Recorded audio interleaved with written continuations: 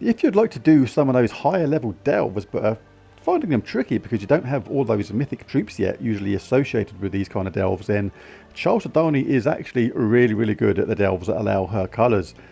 It's not the quickest team in the world, but it's not designed to be. It's designed to be reliable. You want a team that is not going to waste your delves, get you through it, get you through to the end with a minimum of fuss, and that's exactly what this does. So let's take a look.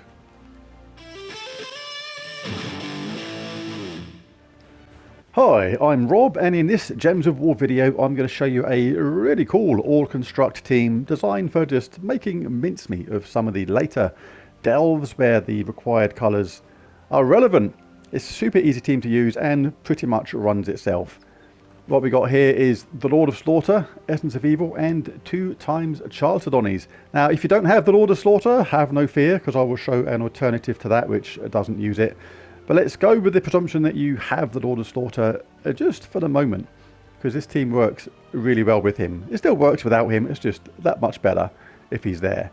Now the reason is he's a construct, and this is an all construct team, and the reason why that's good is because a Chalcedony creates 3 brown gems boosted by all construct allies. So that means 12 brown gems literally every single turn.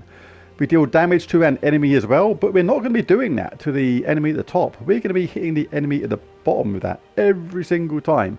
And the reason is, the Lord of Slaughter has a 100% chance to ignore armor with skull damage, effectively making skull damage with him true damage. So there's no point battering the enemy at the top with that damage from a Chalcedony chipping away at that armor when this guy does true damage. The enemy at the top will die automatically via just random skull hits, which we'll get hopefully quite often because we're changing the board literally every single time.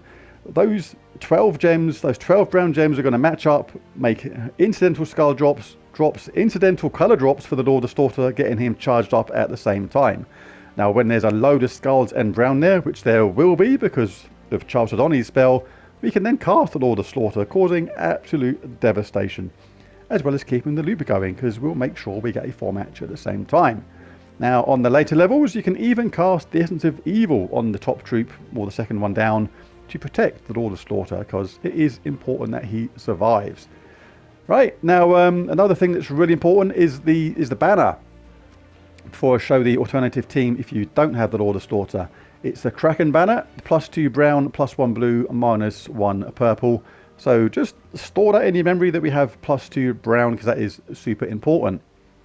Geomancer class has that awesome 50% start. So all troops start with 50%. And the talent tree we're going to go for is Serendipity, is important. Anti-magic sphere, really good. Tactician is the one to have because basically mana source, don't need it. Everyone's got 50%. Rock Solid, gain a barrier when matching a brown gems, really good. Means we get a constant barrier pretty much with this team because we're matching so much brown. But Stone Mastery is actually one of the key things to this. I know it's tempting to have Tree of Knowledge, which is really good, but Stone Mastery is really, really important. And then from the bottom you can have Fortitude or Master Builder, both are really good. Pick whichever one you fancy depending upon who you're fighting. Stone Mastery is important because with that 50% mana start from our class means we've already got 6 out of our required 12 for Chalcedony. Now with that +2 brown from the banner and this +1 from these talent trees means a single brown match, even if it's not a mana surge, means our Chalcedony is ready to rock and roll absolutely straight away. But what if you don't have a Lord of Slaughter? Then just basically pick another construct. Now the constructs I've picked here are all ones that have a summon at the same time, but you don't want a chance of a summon. You want a guaranteed summon. There's a couple of troops here which do that. The Infernal Machine creates skulls, or 8 Doom Skulls, but it does have a summon. So if you do lose a troop, it's important to have something which can actually summon one back. So just introduce an extra Infernal Machine to it and chuck them somewhere probably near the bottom. You can have Umbral Portal as well.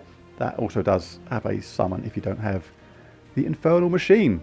So in that case I would have Essence of Evil at the top, then Chalcedony, and then Infernal Machine.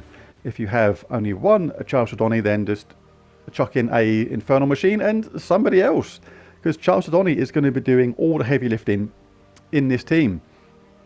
The way it works is we'll just loop her constantly.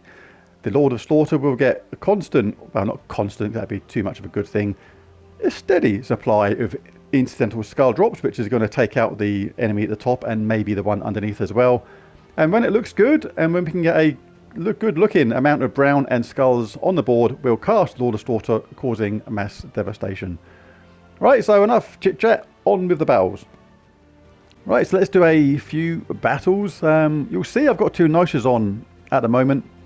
Now the reason is we are in Geomancer class, so we start with 50% mana on all the troops that are construct, and all our troops are construct, so there's no need to have a Medal of Anu. So if you have another Medal of Isha, chuck that on instead. If you don't have 2 of them, then maybe another Orpheus. Right, let's dive into the Mirrored Halls as an example. Level 400 and something, so pretty good. Now, if you don't have a Lord of Slaughter, it's not absolutely essential for this. It just makes it that much a little bit better. And if you don't have a second Chalcedony, you can adjust it as well. You are limited to blue and yellow troops, but you do want to make sure they are still construct. What you can do as well as extra security is type in summon, because then basically you want a troop which has a summon as well. Because if we do lose someone, then you can cast a troop like this and have a chance to get a summon as well, because any troops that are lost in this, they are gone from the delve and they are pretty much gone forever for the rest of it. So having a summon is definitely a bit of a lifesaver sometimes. This one is pretty good, uses blue and purple. This one uses blue and yellow, so both not too bad. But if you did lose a troop, then you'll be concentrating on the Essence of Evil to just throw that on enemies to get them quietened up. But you do want to protect the Lord of Slaughter as much as you can at the same time. But to be honest, most of the time the enemy is not going to be getting many turns. There's not going to have much of a chance to get going at all. He's actually losing the turn straight away, which is super rare. But hey ho, just to show that that sort of thing can happen. So what will be happening is you'll be getting incidental skull drops from the Lord of Slaughter, which will be doing effectively true damage to the top troop, because you have that third trait, 100% chance to ignore armor with skull damage. So we keep attacking the troop at the bottom. If you attack the troop at the top, you're hitting that armor with your Chalcedony and then true damage with your Lord of Slaughter, which doesn't make a lot of sense. So it is better to always keep attacking the troop at the bottom. We're just one incidental skull hit away from killing them now. Now we've got loads of brown and skulls here, and all the Slaughter charged up, so we can do that, do stacks of damage, another death, extra security. We can now chuck the Essence of Evil on the last troop. And now this is going to be doing, what, 100 and something damage? 105 now instead. And with that extra Hunter's Mark and things like that, they are dead, Dave. So it can be fast when the gems go your way, but it can be slow as well. It's just the way the troops go. This particular team isn't particularly about speed and doing things at 1,000,000 miles an hour. It's about an easy, switch your brain off way of playing Gems of War in these factions that allow these colours.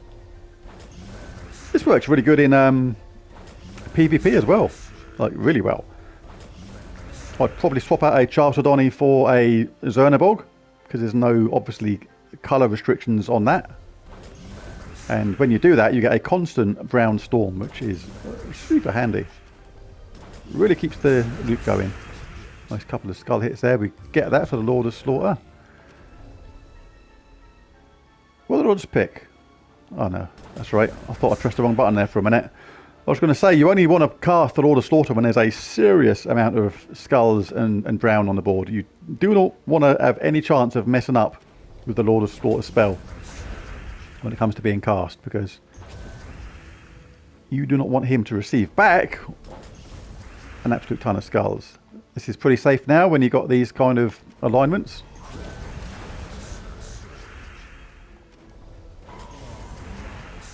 That thing at the top is nearly dead. Just one incidental skull match away.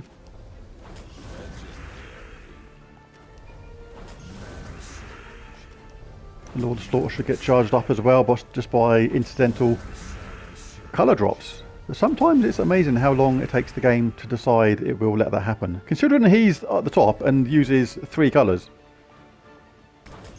Sometimes it takes ages for him to get his colours.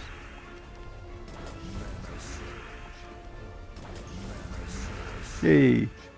And no, oh yeah, that's okay because we've got this T-shaped here with brown and skulls.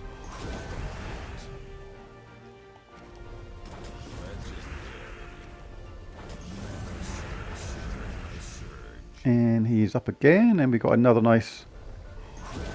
Oh, agile! Bit sneaky.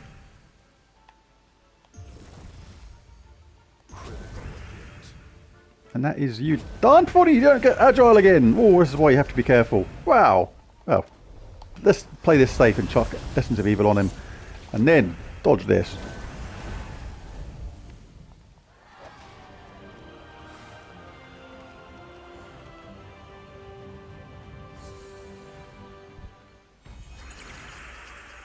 The last room. Always looking for brown if you can straight away. You cannot fail to get Chalcedony up when you get brown with this, because we've got +2 from the banner, and from the class we have Stone Mastery, which is +1. So with that 50% start, just a single brown match, we are guaranteed to get Chalcedony up and ready to do her repeaty thing, which is probably going to be really annoying to the opposition.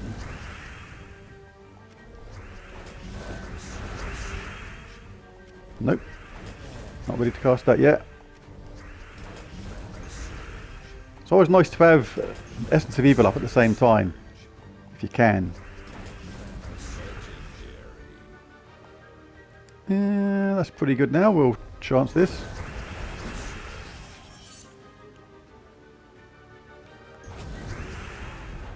Whenever there's an extra turn, always guaranteed to keep the loop going. Now for extra security, you can chuck Essence of Evil on the first troop. Just make sure they're not stealthy first, which they are, because then you think, oh okay, I've got a good plan here, I'll chuck Essence of Evil on first troop, I can then be safe from spells and stuff like that and skull hits, but not if they're stealthy, you can't. So do be wary of that sort of thing, because now we have to continue the loop normally.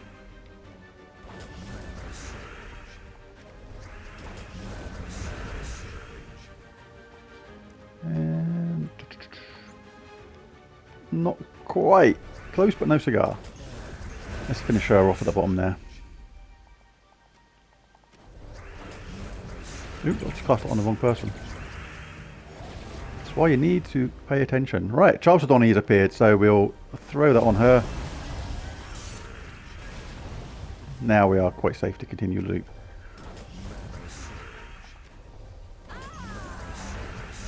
Lots of brown, but not enough skulls. Now, of course, something like this will do extra damage on the troop that's got that Essence of Evil effect. I mean, we are probably safe now to just cast it on the top troop and win. But hey ho, always nice to... Alright, let's go for it. Yeah, so a nice, easy, reliable team. Doesn't require much thought. Very nice when you just want to switch your brain off and just do some easy delves on the higher levels. There's a team. If you enjoyed the video or found it useful, it'd be really cool if you hit that like and subscribe button, because it really does help. But most of all, thanks for watching, and I'll catch you again next time. Bye for now.